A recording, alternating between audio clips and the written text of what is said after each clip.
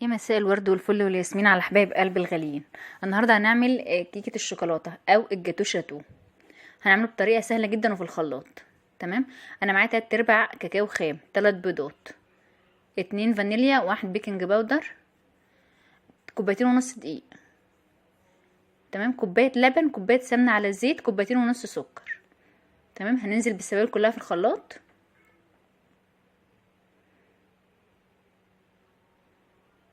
حطينا كده اللبن وحطينا السمنه على زيت. انا بحب الكيكه يا جماعه، مش بحبها يعني بزيت بس خالص، ولا بحبها بسمنه بس، يعني السمنه على زيت بتبقى حلوه قوي. جربوها كده. وانا قلت لك جربي، يعني بصي اعملي باي نوع عندك، اي نوع زيت اي نوع سمنه يعني. انا طبعا هحط كوبايتين بس من السكر، وهخلي كده ايه، نص كوبايه كده لوحده، علشان انا كده هعمل صوص الشوكولاته.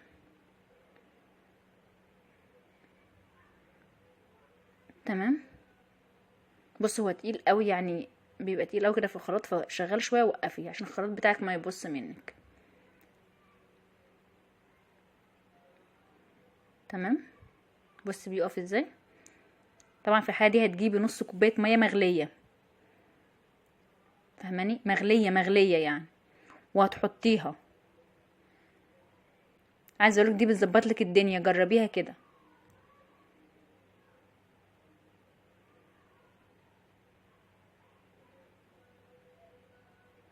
طبعا هحط تنزلي بالفانيليا. انا الفانيليا بنزل عليه، بنزل بيها على صوص الشوكولاته، علشان انا ببقى عايزه صوص الشوكولاته يبقى فيه فانيليا. تمام.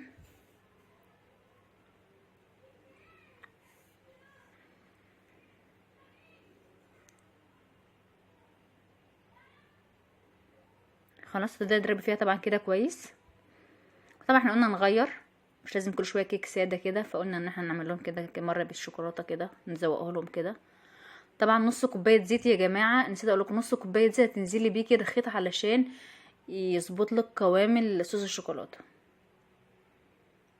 فاهماني. بصوا كده خلاص شغال، عشان تقل وقف. فاهماني. طبعا طالما وقف معاكي خلاص اطفيه خالص. هنشيل منه طبعا صوص الشوكولاته ده، هنشيل منه كده نصه. طبعا ده هو كده تقيل. انت لما تسيبيه، هو متنسيش ان احنا حاطين عليه ميه مغليه، نص كوبايه ميه مغليه. طبعا نص كوبايه صغيره، كوبايه الشاي الصغيره، مش المج الكبير، كوبايه صغيره. فانت طبعا لما بتسيبيه يبرد كده شويه وبتحطيه في التلاجة فبيتقل. فاهماني. بص احنا من غير ما نحطه في التلاجة ومن غير ما يبرد، هو قوامه بص عامل ازاي.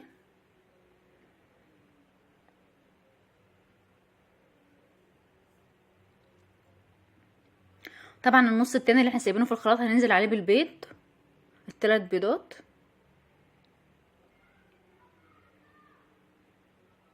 تمام. هنحط سنة ملح، سنة صغننة خالص كده ملح في الخلاط، لازم في الخلاط يا جماعة. ما تحطوش بس الملح على الدقيق والحاجات اللي بتضايقني دي، معلش يعني استحملوني شوية. هحط سنة خل،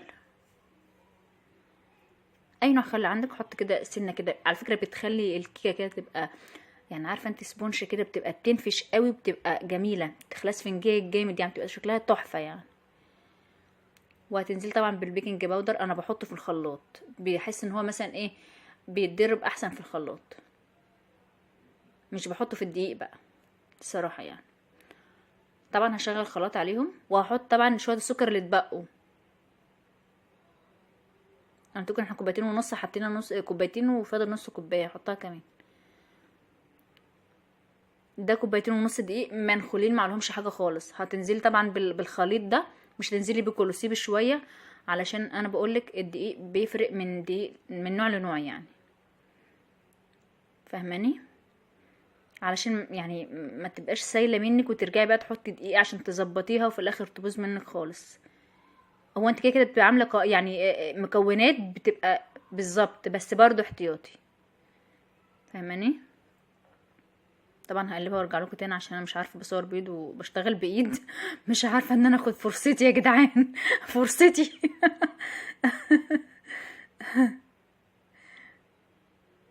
هحط الباقي طبعا كله، يعني انت كده كده يا جماعه، المقدار بيبقى هو يعني بالظبط، بس يعني احتياطي برضو. خديني على الدعالي.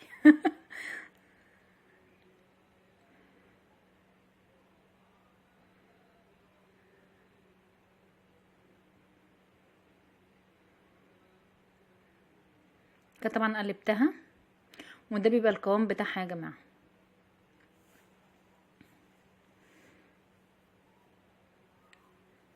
طبعا انا دهنه الصينيه دي، دهنها بس كده ايه يعني الزيت كده، مش حاطه لا مبطناها لا بكاكاو ولا مبطناها بدقيق ولا حاجه خالص. طبعا مشغله الفرن من قبلها يا جماعه ب10 دقايق كده، عشان ما ينفعش تحطها في الفرن بارد، لازم يكون الفرن سخن درجه حراره متوسطه طبعا. انا قلت اغير لهم، طبعا عماله اعمل كيك ساده ومش عارف كيك فانيليا مره وكيك مش عارفه ايه مره، فقلت اغير لهم كده، والصراحه هم طلبوها مني يعني. لا هم طلبوها بالحاح، هم الحوا واصروا ان انا اعمل لهم كيكه بالشوكولاته. بصي هي كده بعد ما طلعت، هي كده لسه طالعه على فكره، هي كده لسه يعني ما بردتش كويس. انا طبعا هقطعها، المفروض طبعا تسيبيها لما تبرد، بس انا عشان وقت الفيديو فانا هقطعها. تمام، قطعيها انت بمعرفتك طبعا، مثلثات مربعات اللي يعجبك.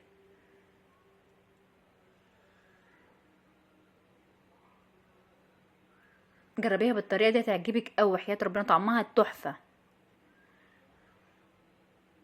وخفيفه جدا وهشه جدا وجميله يعني.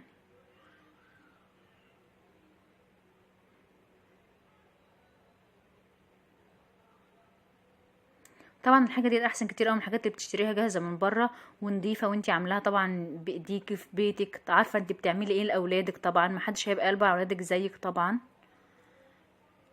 فاحسن كتير قوي. وعلى فكره والله لو حسبتيها مش تكلفه قوي يعني، هي كلفتك ايه 3 بيضات ونص كيلو دقيق مثلا، ايه التكلفه اللي فيها يعني؟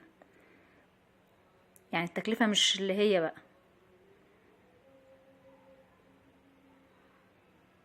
طبعا قلت لكم يا جماعه بصوا ده من تحت، شايفين لونها من تحت عامل ازاي؟ لا محروقه ولا شايطه ولا حاجه خالص، بص اسفنجاه ازاي. طبعا انا قلت لكم ان الدقيق ده بيبقى عند اللبن ده بيبقى عندنا، والسمنه والزيت بيبقوا عندنا، والحاجات دي والبيض برضو والدقيق الصراحه بيبقى عندنا، يعني مفيش بيت ما فيهوش الحاجات دي يعني، ربنا يجعل كده عندكم الخير كله، وتشجعوا اعملوا الحاجات ديت لاولادكم. بصوا البخار اللي طالع منها هي ما بردتش، وعشان مستويه كويس المفروض لما تدوسي فيها كده بتعجن، عشان هي مستويه كويس ما عجنتش، فاهماني؟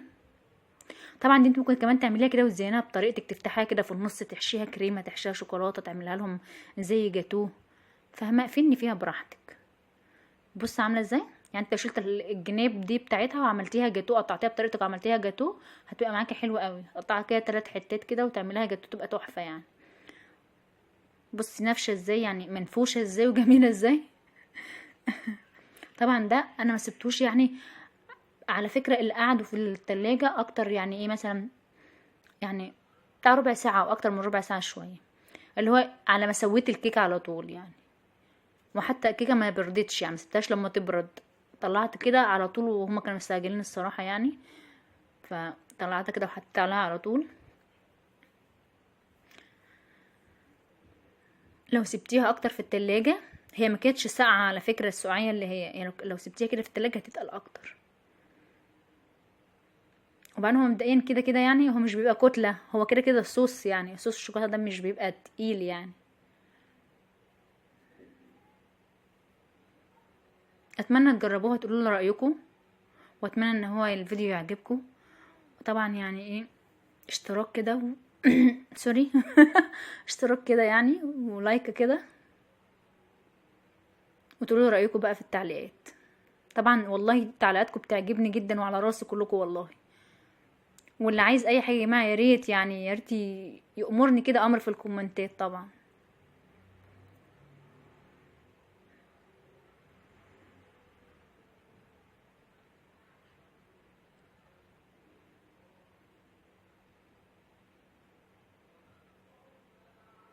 طبعا ده يا جماعه فورماسيل ده كان عندي، الحاجات دي بتبقى موجوده والله عندي كتير يعني، الحاجات اللي هي اللي بزوق بيها الحاجات، لان انا بحب اعمل الحاجات دي قوي، بحب المطبخ قوي، وعيالي بيفرحوا بالحاجات دي من الاخر يعني. فدايما الحاجات دي بتبقى موجوده عندي. انا بجيب الفورماسيل ده والله بجيب ب5 جنيه ملون كده، عارفين الالوان على شوكولاته على مش عارفه ايه كده، بستخدمه. بس ده انا بحطه في التلاجة عشان الجو حر. بكيسه كده باخد اللي انا عايزاه منه، واللي بيتبقى كده بالكيس بحطه في التلاجة. العيال بيفرحوا قوي بالالوانات والحاجات دي، فاهمين؟ فيا جماعه مش بتفرق وحياة ربنا، يعني فرقها بسيط. يعني ايه يعني 5 جنيه ومع حاجات هبله يعني.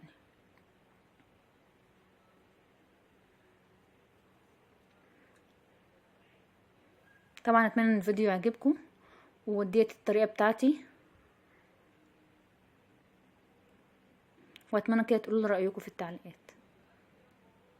بصي هي لسه اصلا سخنه، وانا بقطع بايد وبصور بالايد التانية فمش عارفه اتحكم فيها كويس. هي يا جماعه تحسوها كده والله دايبه كده ولذيذه قوي. طبعا انا غفلهم طبقين لانهم واقفين جنبي عمالين بقى هيتخانقوا يعني، فاهمين؟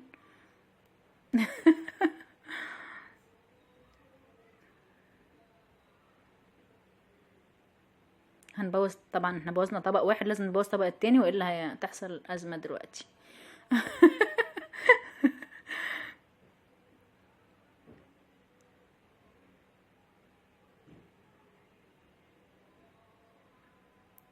شكرا على المتابعه، وربنا يخليكم لي يا حبايبي يا رب.